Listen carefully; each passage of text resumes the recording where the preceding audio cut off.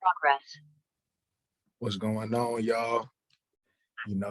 We back at it on the interviews. I got another special guest, man.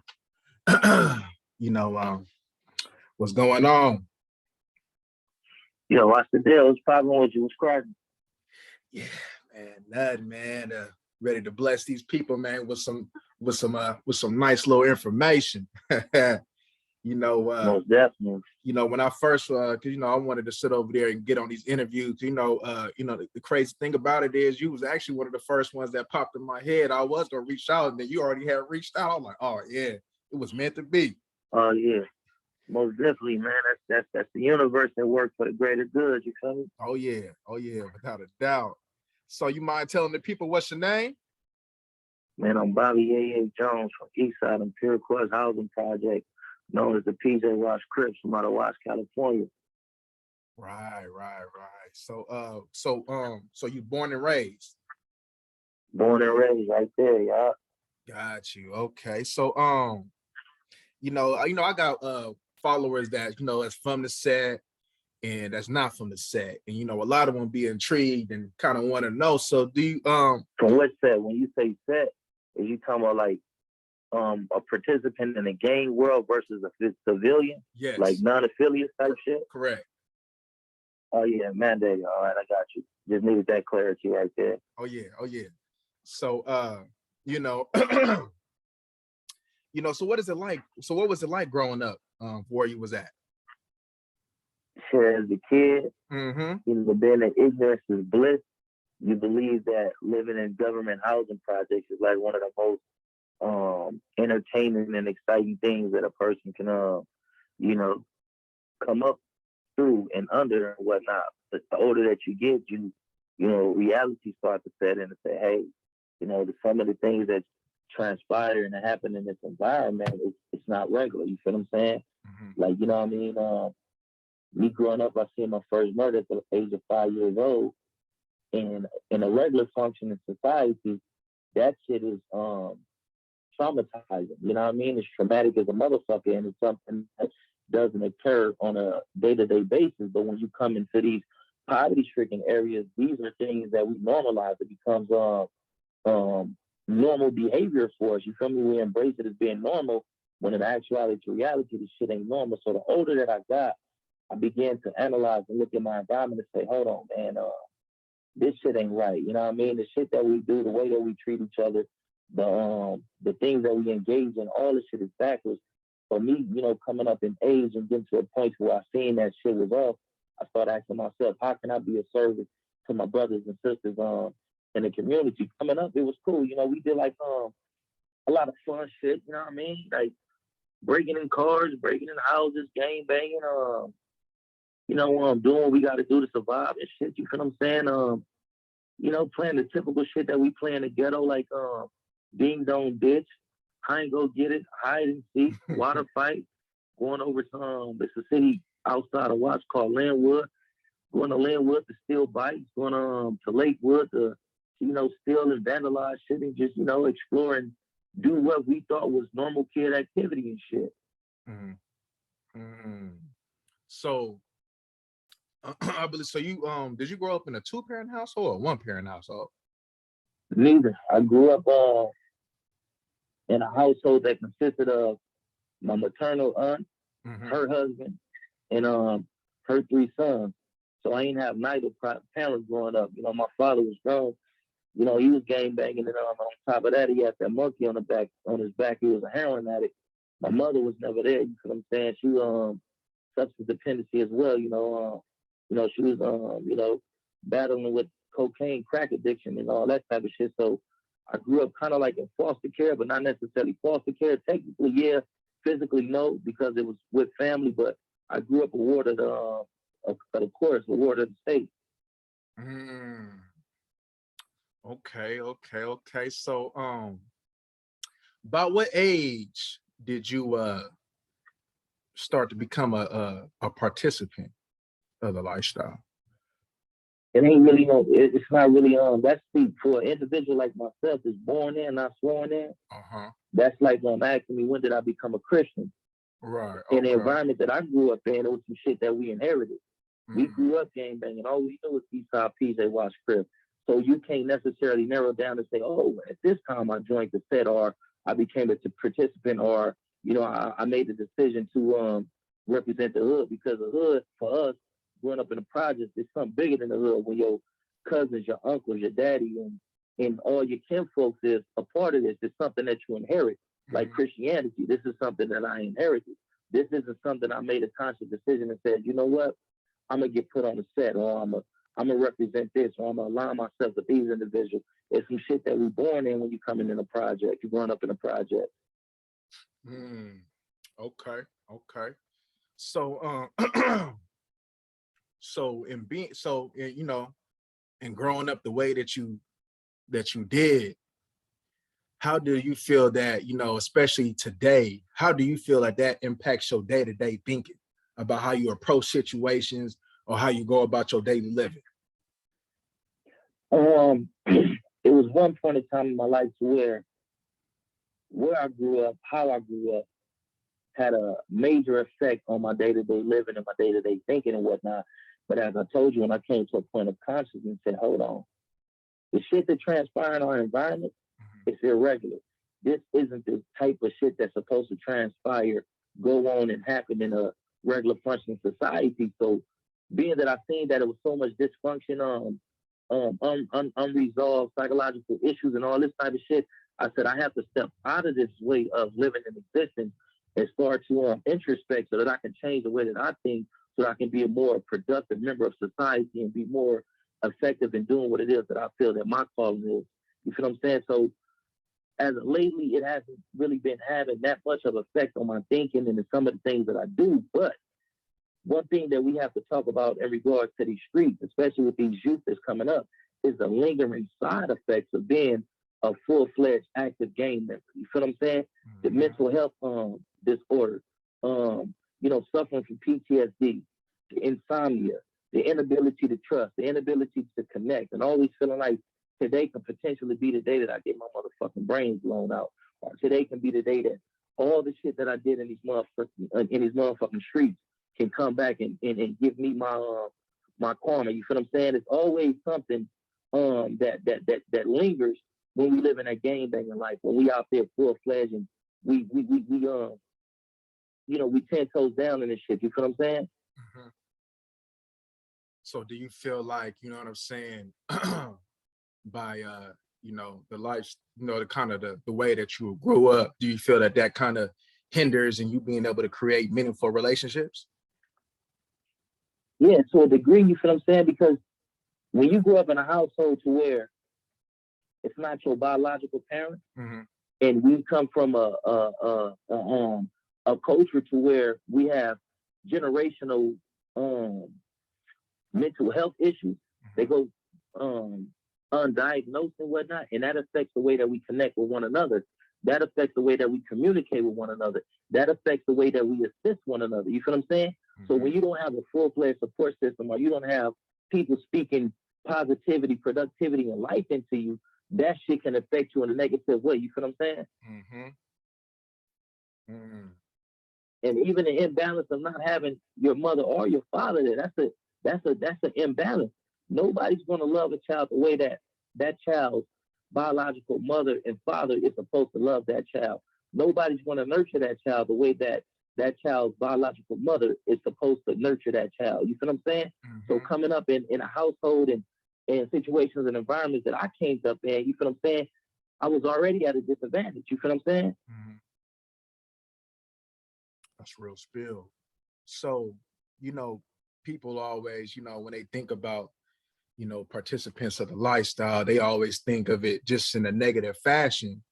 So is there anything that you may have experienced that you could say that has positively influenced you by, living a lifestyle that you felt that you pretty much grew up in, that you would just, it wasn't chose, it chose you?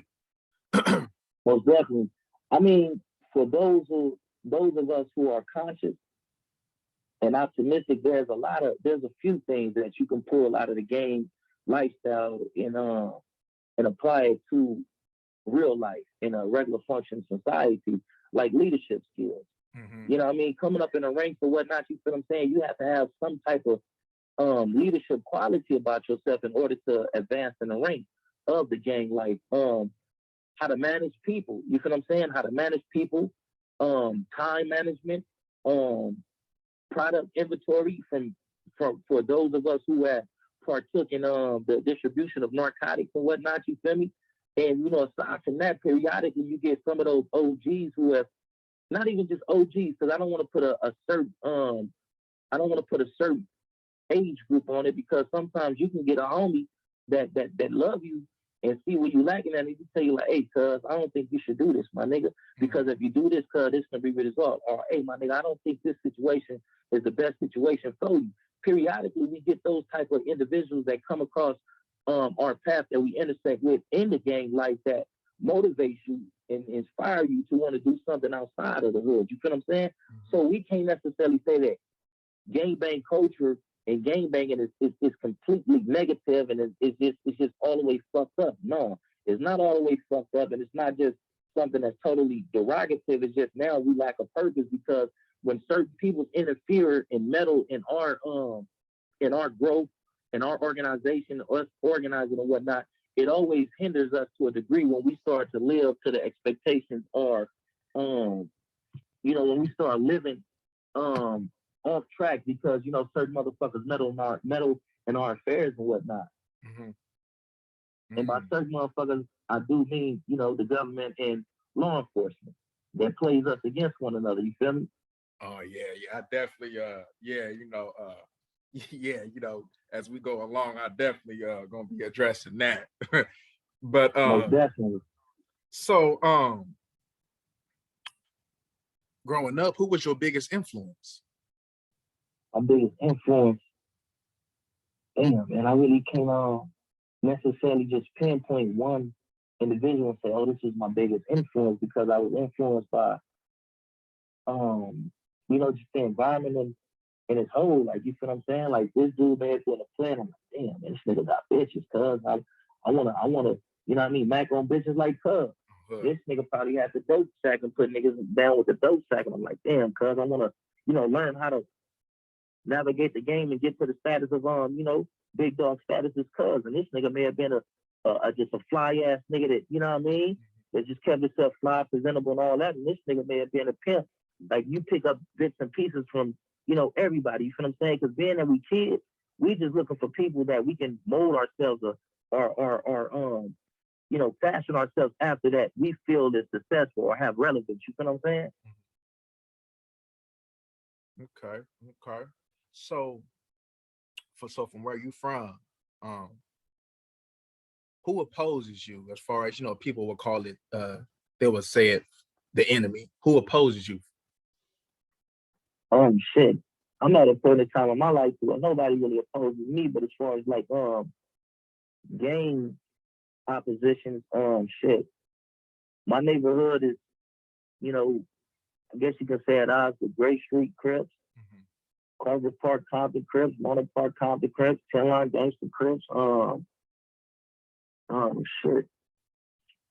That's all that I can legitimately think about just off the top of my head. You feel me? Okay. So in the LAPD, in the Los Angeles County Sheriff, as well as the government, we got to throw them motherfuckers in there too, because this shit is just bigger than just gangbanging. But yeah, I'm with you. So, what does it mean to you to be a Crip? What does it mean for me to be a Crip? Shit.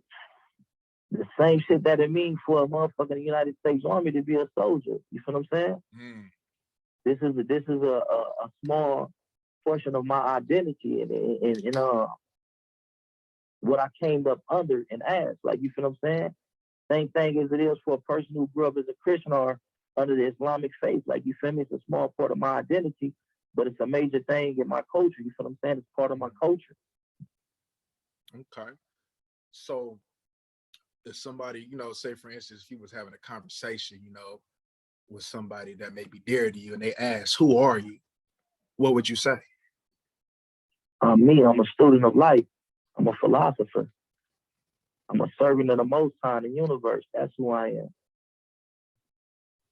you know, when people, from the outside looking in, they just think that, pretty much, people that's participants in the lifestyle, they might not have no charisma, they might not have no interest outside of, you know what I'm saying, of being a participant.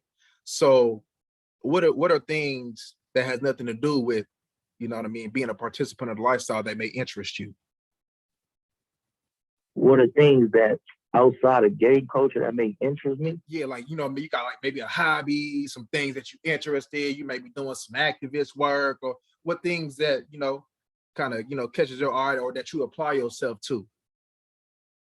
Any place that I'm any place or any opportunity or situation that I have the chance to speak for the people, motivate the people, offer healing services and techniques for the people, I'm there. You feel what I'm saying? Whether it's, the community as a whole or individuals from the communities that we come from, anytime that I'm able to be of a service to our people, I'm there. You feel what I'm saying? My hobby has been able to assist my people.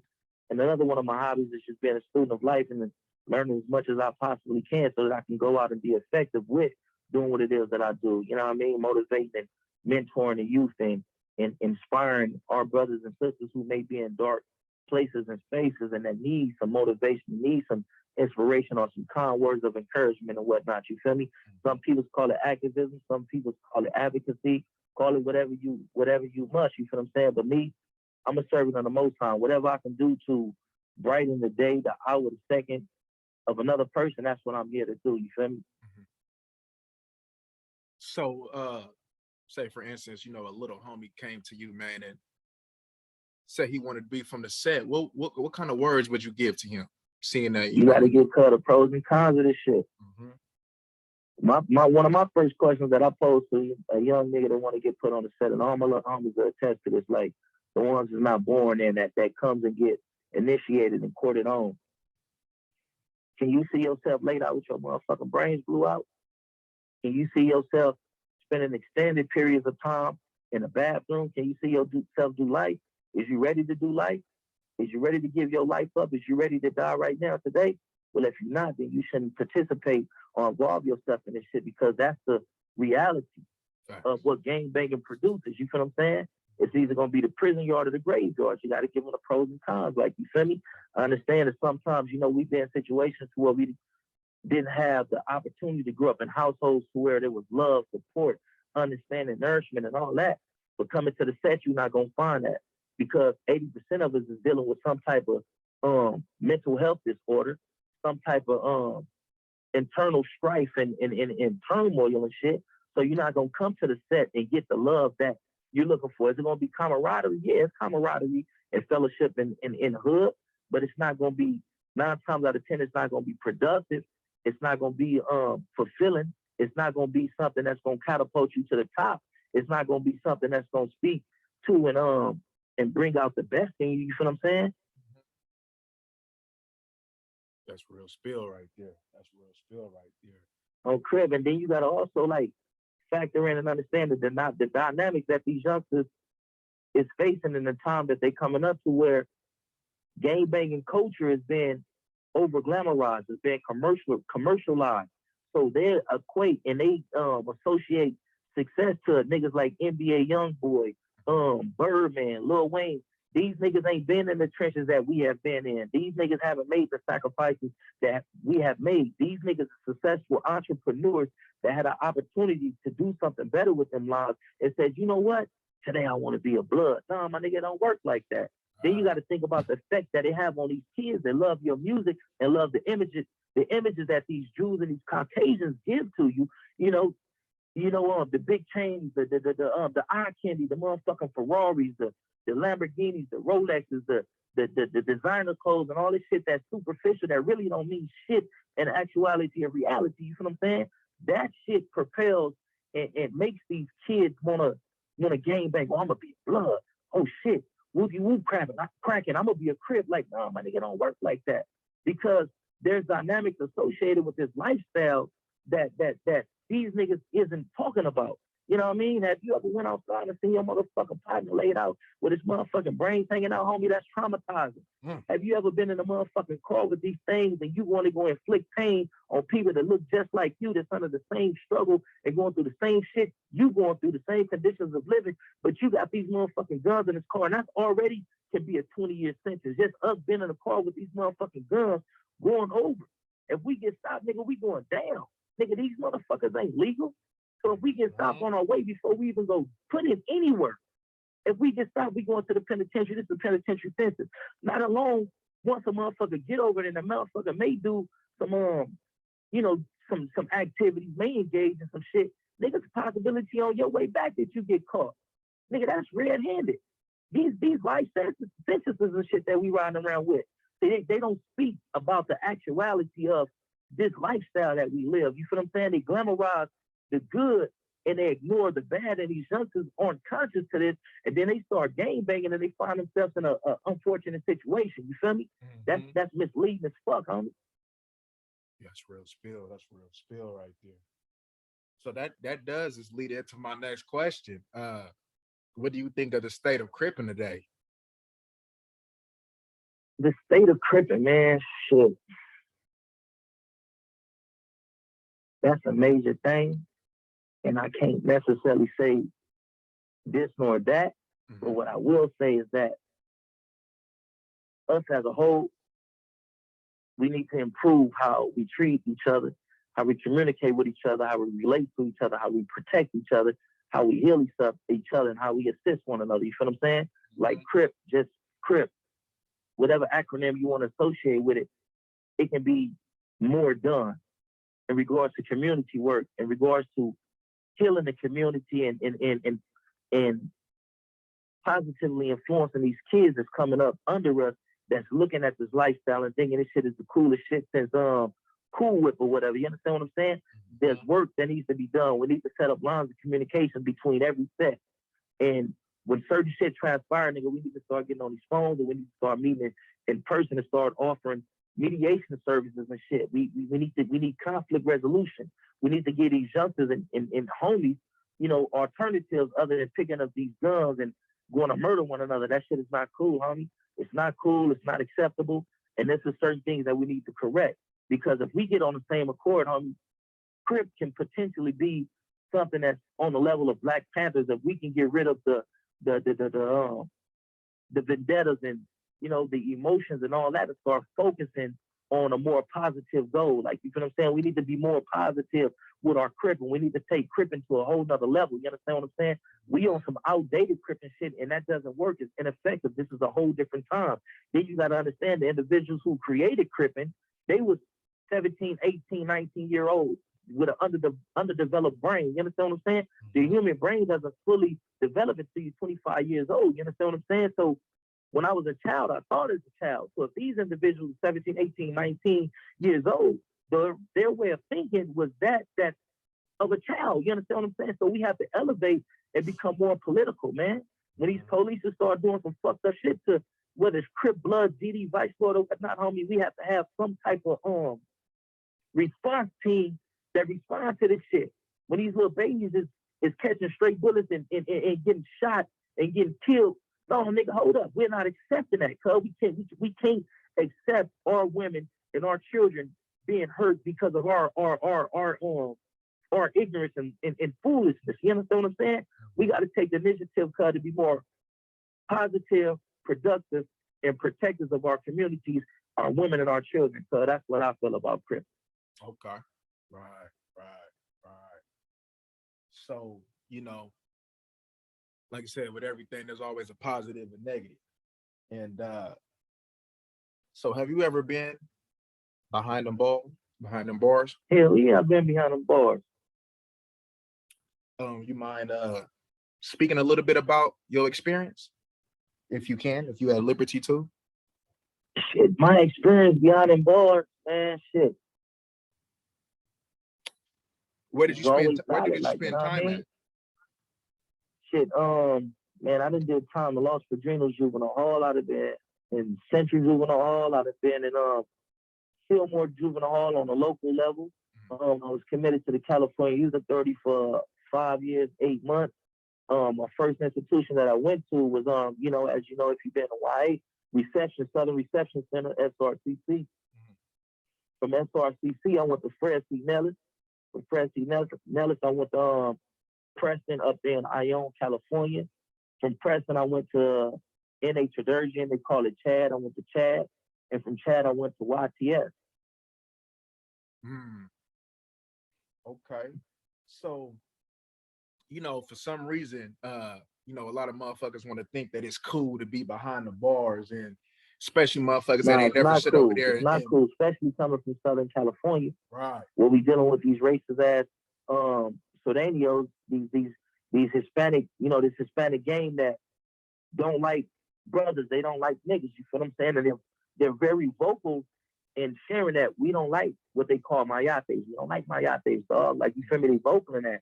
Like, niggas think it's cool to be in jail and incarcerated and all that shit until you in a dorm and it's 100 Mexicans and probably like 30 blacks. And they feel like they want to attack. Today is the day that they going to kick it off on blacks. Why? No apparent reason. They just flexing their muscle. They the majority and they want to make a statement. So you got 100 Mexicans, you got 30 blacks. 10 to 15 of those blacks ain't going to participate. They going to run. They going to get on. They going to flee the scene, cuz. So now you left with 15 niggas that's fighting 100 Mexicans. And then you got to understand, like, being that their culture is more together, they practice unity. Most of the sheriffs and most of the motherfucking CEOs, they bringing in street shot knives. They bringing out knives that come from the street and they arming their people. And all we got is these bullshit ass razors, and you probably slip up every now and then periodically and get a nice piece of metal to where you can fashion and sharpen it to a cool little kisu. But at the end of the day, they better armed than us. They got stronger numbers. They're more militant. They're more structured. They're more organized, and they come in and kill. See, these youngsters don't understand that because these punk ass rappers and these community leaders and these niggas that got a position of authority and influence, they don't teach them this, cuz. You in this motherfucking dorm or you in this motherfucking prison yard or this California Youth Authority yard fighting for your motherfucking life. And then what they don't understand, because motherfuckers don't educate them and teach them, is when the goon squad come, when the S&E security and escort come and they try to, squash this shit, you know what I mean? The first people that they target is the blacks. They spray up first. So now you already at a disadvantage because most of these Hispanics got knives, right? You at a disadvantage because they got more numbers than us. Now you at a super disadvantage because you fight handicapped. You can't see. You trying to breathe, but that shit is all in your lungs, taking your breath away from you. And it's a potential that you motherfucking die on this prison yard, homie, or in this motherfucking county jail pod or cell or whatnot. You understand what I'm saying? So that leads into my next question, as far as, being a participant, what kind of mindset do you need to have in order to sit over there and survive? Pretty much that's how in order to survive this shit, with a good name, solid reputation, like those who, preceded me and shit, you got to have a mindset of a warrior, homie. You got to be resilient. You can't be no buffy. You can't be no pushover. You can't be a motherfucking pretender. Like, you got to have the mind of a warrior, because it's war. When you live in this lifestyle, homie, it's war. This shit can break you. This lifestyle can really break you, homie. This shit can affect you in so many ways mentally, to where you battling all these mental disorders and all this type of shit, homie. You either going to succumb to it or you going to overcome this shit and you're going to thrive and you're going to prosper. You feel me? But this lifestyle is not for the weak. And a lot of these youngsters don't understand this because we don't really take the time out to get to know this young cat. This young cat may be an amazing football player, or he may be a thinker. And instead of us getting him and showing him how to hone his talent, we allow Cuz to join the set. No. So you wonder why Cuz crumble and he break when these motherfuckers apply pressure, because Cuz wasn't meant and he wasn't designed for this shit. So is it our fault or is it Cuz' fault that he did some shit that we call punk in the game, or he put a black eye in the game? Cuz was never supposed to be a member in the first place, Cuz. And if we big homies and we leaders of the community and we got influence in the community, we got to start building these connections with these youngsters who are, man, you know how to rap. All right, shit, let me holler at the homie with you. Or let me reach out to Cuz over here and get you in the studio. Or you want to be an engineer. So let me see if I can get the resources to put you in the right spot so where you can focus on being an engineer versus a motherfucking Crip. Because you'll be a more effective tool by being successful and creating other outlets for the generations coming behind you. That you join in a set, you do some more shit, now you ostracize from the community. You kicked out the set. Now you're wandering around as a nomad trying to figure out what you're gonna do, how you're gonna do it. And now you're dealing with issues with self-esteem issues because you may feel like you this or you that because everybody's calling you this and calling you that. But when in reality, cuz was never supposed to see from the set. Mm-hmm. Mm. Mm, mm, mm, mm. Yeah, that shit. But even the little homies that we do allow to join the set, cuz we got to start taking more positive steps to ensure that little cuz don't get his brains blown out, or little cuz don't get a 100-year sentence. So that means me taking the initiative to reach out to these niggas across the track and say, hey, homie, can we establish some line of communication so when situations arise, homie, we can get on these phones and we can meet in person. We can, start mediating this shit to where my little homies ain't picking up AKs, Dracos, and all this shit and ready to go assault your homies and vice versa.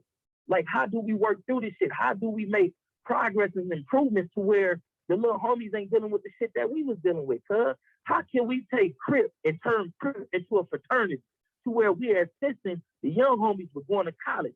We're assisting the young homies with getting in these programs to where you're a good thinker.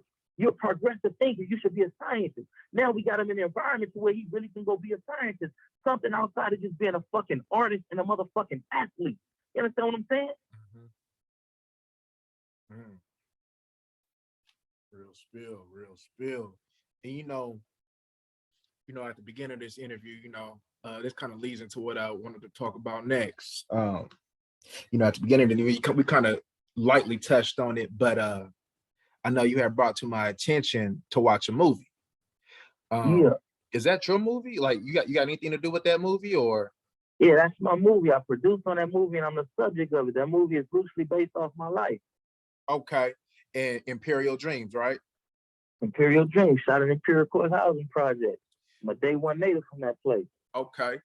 Because, man, I believe I've seen that movie before I watched it again, because I wanted to watch that movie before we did this. And I believe when I first watched it, how you just watch it, you just watch it for entertainment. But, this time I really was engaged, man. And that shit really just was like fucking me up, man. Like, because I related so much, you know what I'm saying? Like, I appreciate it. Yeah. You know what I'm saying? Like, you know what I mean? Like, I'm over here, I'm laying down, I'm sitting up. Because, I took some notes on that shit too. You know what I mean? I wanted to sit over there and speak with you about some things. But man, that shit was just like, damn, you feel me? Like, that shit was really just fucking me up. I don't think I've ever watched a movie that really fucked me up like that. You know what I mean? Because that was some real spill. So that was an excellent movie. And it's on Netflix, and I recommend, if anybody ain't watched it, man, to watch that movie, man. But so regarding that, so you said that kind of you said that movie was kind of inspired by you, kind of on your lifestyle. Yes, indeed, my life, not my lifestyle, my life. Like, that's me right there. Yeah. I met the producer. I met the director and the writer, Malik Bithal, in 2008 when I was at a pivotal, point in my life where I was about to bring a life into this world. I'm like, cuz I can't make the same mistakes that my parents made, so I got to do something different. Whether it's me going to this trade school or, getting enrolled in college just to better, my chances of success and all this type of shit. And I just so happened to bump into him through a mutual friend and all this type of shit, man. We befriended one another. Start telling me, certain shit about my life. I grew up and all that shit, and cuz was kind of like amazed by it. And he's like, man, I'd love to make a movie about your life, with your permission. I'm like, cuz, let's do it. If it's gonna help people and it's gonna put information out there about what's really going on out here in society, nigga, let's do that shit.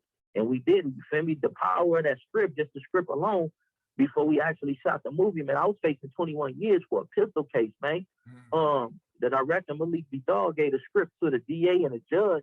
And on my next court date, man, they read that shit. They was moved by that shit, and they seen me as a positive asset to the community, homie. They went from 21 years. They had gang enhancement on me, a 1-year prison enhancement, and they was using a juvenile strike to double that time up, and it came to 21 years. So when they read that script, they seen how profound that script was, And then they looked at me as an asset, like this is the individual that we need out in the community, you know, talking to the youth and trying to, you know, inspire the people in that type of community, man. And they said, would you take a deal for 2 years, a plea deal for 2 years with halftime? I said, hell yeah. I took a plea deal for 2 years halftime, went to old folks, and did my time, was back on the scene, man. That's a blessing, man. That's a blessing for Man, sure. it's a super blessing, man, because I thought it was a wrap for me. They gave my daddy life off a pistol case, like straight pistol case. He beat the other case that was associated, that they was trying to associate with the pistol. He beat that case, but they like, all right, we gonna give you life for this pistol. You know what I mean? You know, those are games that they play, man. When they get you by the balls, they got you by the balls, like. Yeah, because you know, one of the points, man, I seen, man, that I was relating to was, man, it's like he was like torn in between the two, man. Like, all right, man, I want to be on the. I got a kid. I want to be straight so I can be free to be able to provide for my kid. But, you know, looking at, you know what I'm saying, the things that I had to overcome and the record that I may have, I can't get no good ass paying job. You know what I'm saying? Like, right. Do I sit over there and participate in illegal activities to be able to provide and risk my freedom and not be able to see my kid? Or do I sit over there and just thug it out, man, and just sit over there and do the right thing, man, and, you know, maybe getting paid scraps though, but you know, at least I'm free. So you know, I looked at that myself. The thing is perseverance and endurance, slow and steady win the race. You feel what I'm saying? The race isn't won by the swift, but he who is able to endure to the end. So sometimes we got to endure these hardships and, you know, being in an uncomfortable situation in order for us to maximize, build our potential to be better equipped to dealing with situations to where when that opportunity repeats itself, when that opportunity presents itself, we can seize that motherfucker because look at all the struggling that I just did. All the struggling to build character, and it made me more resilient. So now I'm physically and mentally capable and able to deal with this shit. And then you got to be optimistic because some people's like, damn, man, I can't do this. And, you know, cuz I can't do that. My back against the wall. The only option that I got is this. No, that's not the only option that you got on this block, on this street, in this time frame. It may seem like the only option, but if you can endure and if you can stay solid to what your mission is and what you about, shit, 3 streets up the way is your opportunity. The opportunity is ahead of us. You know what I'm saying? We can't get caught in the right here, right now. Even though sometimes everybody feel like, well, all I ever had was the present. And we're not taught, you know, living in the life, being participants and shit. We're not really taught to plan for the future. So a lot of motherfuckers get discouraged. A lot of people get sidetracked and all that because we're not taught to create 100 years plans, 50-year plans, 10-year plans and all that. That's not a big factor in our culture because we live in day to day. But going back to what you said, you know, it's endurance, cuz it's being able to persevere and not get distracted by this, that, another, cuz, and always staying optimistic and forward thinking, cuz. That's how you navigate yourself through those type of situations, because we all go through that shit. Whether it's I gotta provide for my kids, I need a job, or this just happened to my people and I want to go retaliate for my people because pride is telling me this, and my love for what they just did to my kin folks, my loved one is telling me this, and that makes me want to go out and purge and make another family feel the way that me and my family feel. You feel what I'm saying? We can't succumb to those vices and whatnot, cuz. We got to endure, cuz, because that's the only way that we can get by. And then once you endure so long, you build so much character to it, your perception about how we engage and address situations, that shit is altered. That shit begin to change, and you find yourself a more humble, forward-thinking individual. You feel me? You know, another point that I seen, man, was that man had when he was out there, that child support, man. You know, man, I felt that shit, man, because you know what I mean. Like, my baby mama, man, she had fucked around, man. She did some shit, man. Lost her job. She ain't even tell me, man. She went down to that office, man. Got on that aid, man, and all of a sudden, man, I got them peoples after me, man, and you know what I'm saying, like, man, motherfuckers done freeze my account, man, and all kinds of, didn't even give me an opportunity, you feel me, to sit over there, you know what I mean, to even pay for it, you know what I'm saying? They was on me like, bam, I'm like, damn, you feel me? Like, you know what I'm saying? They was putting a hold on shit. They was, you know what I'm saying? They probably was about a week away. Yeah, for the license. Yeah, man. I was like, fuck, I feel that. That's another part. That's another system that they create and hinder us. And then, you see, Michael Jordan can be the best, and I got this from Brother Malik Bethal, but Michael Jordan can be the best basketball player in the world. But Cuz can't go up against 5 people by himself. Michael Jordan versus 5 people, it's not going to work. You can be the best at what it is, but it's strength in numbers. You feel what I'm saying? Those numbers can overpower us. So when they create these type of systems and put these type of systems in place, we supposed to have an organization, an agency to counter that system that they just put in place to hinder it. But being that we don't speak up and we don't protest and we don't create systems to combat the shit that they do to us in a negative fashion, we lose. You feel what I'm saying? I went through that shit coming home from prison. I'm coming home from prison, got child support. One able to pay the child support because I was in prison, and these motherfuckers took my license away. But yet I gotta go get a job in order to pay the child support and be a provider to my family. So shit, I'm not catching a bus. I'm affiliated with a gang, a known gang. It's an opportunity motherfuckers catch me out here lacking to blow my motherfucking brains out in the climate. Around that time, it was heated. It was wartime. So I get a car and I'm driving to work. As I'm driving to work, I'm getting pulled over by the police, and I'm getting these driving without a license ticket, and then driving with a suspended license ticket. And all I'm trying to do is get from home to work. You understand what I'm saying? And then they suspend your license. They like you say, man, they start taking money out your bank account. They start freezing accounts and all this type of shit. And if you're going to work and you're doing 8 to 12 hours, in between 8 to 12 hours, and you coming home and your check is $100, shit, I'm spending that on gas. I'm spending that on bus fare, train fare. What is the motivation to keep on working? What is the motivation to keep on pushing? It's not like they're taking your check and giving it directly to your child and your children mother. The county is taking that shit. So now my kid isn't being serviced. So now my kid isn't seeing the fruits of my motherfucking labor, and that shit is not flying. It's not cool. You know, another point, that, a lot of people, now I wouldn't say a lot, that some people may be oblivious to, man, is these dirty cops, man. Oh yeah, most definitely. You know what I'm saying? Man, they ain't like that. There was that part, man, where they was trying to threaten them, man, to sit over there and drop them off in the enemy hood, man, and they're like, "Yeah, man, let him out, man, let him out, man." Like, motherfuckers don't think that shit real, but that shit real, man.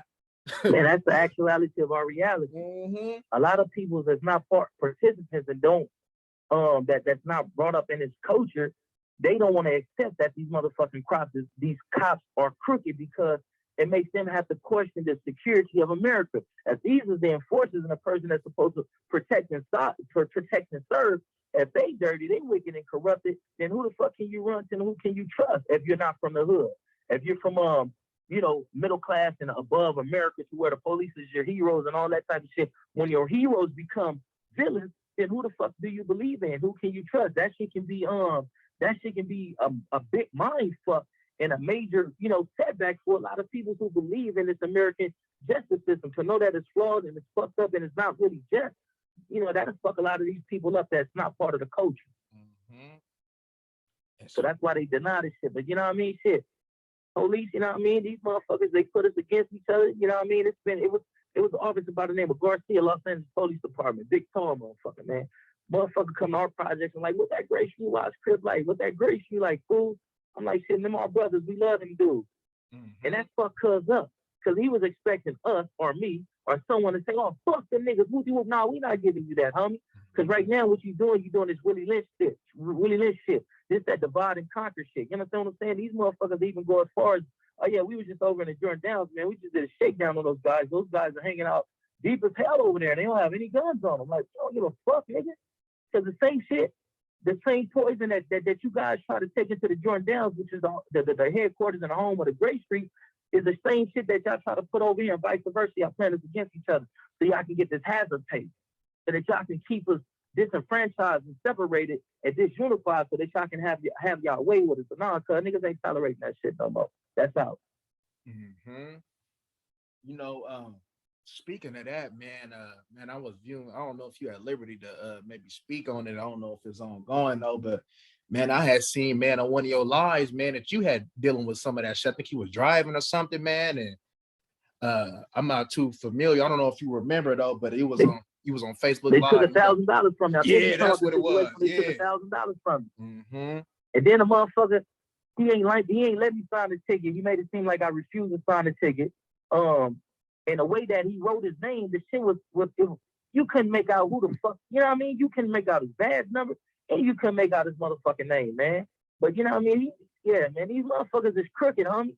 You know what I mean? These motherfuckers come into our community, they set up these community-based organizations or whatnot, homie, and in Watts and LA, I can't speak for nowhere else, but I can speak from where I come from experience, from my personal knowledge and shit. These motherfuckers employ certain people in the community that that push their agenda. So if LA has to have a certain level of gang-related shootings and homicides per year in order to qualify for federal grant money, these motherfuckers is getting people in the community to, let certain niggas on the payroll know, hey, we gotta get cracking, homie. You feel what I'm saying? Because we about to lose this money. And if this motherfucker is a 2-time felon, never had a good job in his life, but now he's able to put a down payment on a house, have himself a nice car, and take care of his kids. When they start talking like this, the funding is gonna be gone if niggas don't get cracking. And we believe these dudes on the other side of the tracks to be our enemies. When you get that type of ultimatum, what you think this nigga that's been against these dudes across the track for 30 years gonna do? He gonna tell a little homies, he gonna tell the influential homies, the niggas that's impressionable, hey, cuz, go turn it up on them niggas because his livelihood is at stake. So fuck the embetterment of the community. This, that, another. Motherfuckers gonna listen to what these Caucasians and these people that have a position of authority that's writing these checks. Motherfuckers is pushing their agenda on us, even though it's counterproductive to us as a people. You feel what I'm saying? And a lot of motherfuckers don't get introduced to this type of information because this is the shit that get niggas killed, and this is the type of shit that they sweep up under the carpet. You feel me? Mm-hmm. Yeah, man, this shit. Yeah, man. So, which ties in, man, because I always say, in order to be, as far as to be successful at anything you do, I always say, man, you need to be a man. You know what I mean? Regardless of what profession or what type of lifestyle that you partake in, you need to be a man first. You know what I mean? So I want to ask you this question real quick. What does it mean to you to be a man? Shit. Being a man is standing on principles, integrity, morals, understanding, knowledge, wisdom, and understanding for the greater good of the people. That's what being a man is about for me. Being responsible for your responsibilities, being accountable, holding yourself accountable, knowledge, wisdom, and understanding, and all that. But I gotta disagree with you with saying that in order to obtain success, you have to be a man. I disagree with that because some of the most successful people on the face of this planet, they're not men, they're cowards. It's easier to obtain success by being a coward than being a man. Because when you're a man, you're standing on principles and you're standing on morals and integrity, motherfuckers look at you at a certain way because you're not impressionable. So we're not going to bring you into our organization because you don't reflect or you don't represent our nefarious plan. You feel what I'm saying? You don't represent what we represent, so we're going to shun you. And a lot of people of integrity and principles miss a lot of opportunities because you're not easily brainwashed or you're not an ass kisser. You understand what I'm saying? And even in the Bible, it says that everybody is a friend of the man who gives gifts versus the man who brings knowledge. People don't like knowledge because knowledge puts you in a position to where you have to look at yourself. And a lot of people don't want to accept the ugly truth about themselves. They want to be placated. They want to live in this coded world and whatnot. They don't want to deal with the actuality or reality. So I kind of disagree with you on that by just saying being a man is something that puts you in a position to where you can succeed and have success. I disagree with that, especially in this super fictitious ass world. You feel what I'm saying? If you're a real individual, motherfuckers want to shun you because you're real. But when you fake, everybody loves you. Everybody want to fuck with you. Everybody want to be in your presence. Motherfuckers invite you to shit and, hey man, we can do this with you because you fake as a motherfucker, man. You a play along to go along to play along type motherfucker. When you're a real individual out here, you got more obstacles coming against you. You know what I mean? It's more mountains and shit that you gotta hurdle over because you exist off principles. You don't do shady shit. You don't do shit that's immoral. You don't do shit that's out of pocket and wicked. You have a certain guidelines and you have a certain standard that you hold yourself to. Like, nah, nigga, I'm not telling on this nigga to be a confidential informant. Nah, I'm not doing this. Nah, this is my partner. I'm not robbing cuz. I'm not fucking this bitch. I'm not setting this nigga up. No, I'm not about to sell my soul in order to be in a position to where I can get a whole lot of money. Like, hell no, cuz I want for myself what I want for my brothers. So I never sell out my community and all that type of shit. Like, I would have to counter with this though. People look at success in different ways. Me personally, I don't see success as having money or material things. You know what I mean? Yeah, you're right. You know Okay. what I'm saying? People sit over there, you know what I mean? There's some cowards that got a whole bunch of money, you know what I mean? Shit, they could have fell into it though. But me personally, it all depends how you view success. And Right. it kind of how I look at things, you know what I'm saying, as far as what I want to accomplish at life. I do need to be a man. You know what I'm saying? I need to be able to lead my woman, be able to lead my seed. You know what I mean? Be able to sit over there and give them uncommon information for them to be successful and be able to live, you know what I'm saying, leave something for them so they can shine just in case, my demise might come early. You know what I mean? But, yeah, Right. I definitely get your point of view though, because some people do look at success as materialistic or money things though. But, other people may not look at it. They might see success as having their family might be in a good space, or they ain't got to want for nothing. Money does play an important part of the role as far as having things in the world, but it ain't everything. Right. No, money is not everything. Yeah, I absolutely agree with you on that part. But if, like you say, it's all about how you perceive and define success. Mm-hmm. Success can be getting your kids into college, man. I'm Yeah. successful, man. I did that shit. I accomplished that.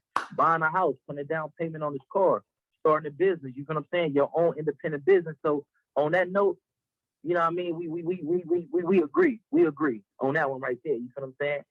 When you're basing it off that terminology and that viewpoint of success, yeah, most definitely accomplishing goals and whatnot. Because if you accomplish a goal, that's success. So Yeah. you know what I mean? I agree with you on that one. Man, do you you know what I'm saying? Man, I'm enjoying this conversation. I want to be respectful of your time, though, man. Do you got anything that you might want to promote that you got going on, or the people's may got anything you want to promote? Man, check out my movie on Hulu, The Year the Everlasting Storm. Check out my movie on Netflix, Imperial Dreams. Check out my book on Amazon. The first one is Lyrics of My Reality. You know what I mean? It's a poetry book. And check out my book on what is my other book that's on Amazon? Just check out Bobby A. Jones, man. I'm on Instagram, Perspication Philosophical, yay, on Facebook, you know what I mean? Say your IG again. You kind of cut out again, so I want the people to be able to follow you on the IG and Facebook. Say, repeat it again. My IG is Bobby A. Jones. TV, and my Facebook is Perspications Philosophical. Yeah, that's gonna be a lot for y'all to follow me. If you want to, but if you want to mac in with me, just mac in with me on my Instagram, Bobby A. Jones. Okay. Do you got any parting words that you might want to say to the people? Man, stay up. And a race is not won by the swift, but he endures to the end. You know what I mean? And suicide is not an option. Quote my nigga Steve Max, 5'5" Crip. You feel me? Stay up, be blessed. You know what I mean? Treat people how you want to be treated and keep your best foot forward. All right, you heard the man. Hey, can I get you to stay on the line for a brief second, real quick? I wanted to brief you real quick. Most definitely. Okay, yeah, man. I want to thank my guest, man, for this knowledgeable interview, man, and hopefully, man, we can get him on soon. And hey, man, y'all stay up, man. Y'all heard the words, man. Hopefully, y'all might have learned something from this, and maybe it can make it applicable to y'all life, man. Man, until we meet again, y'all. We out.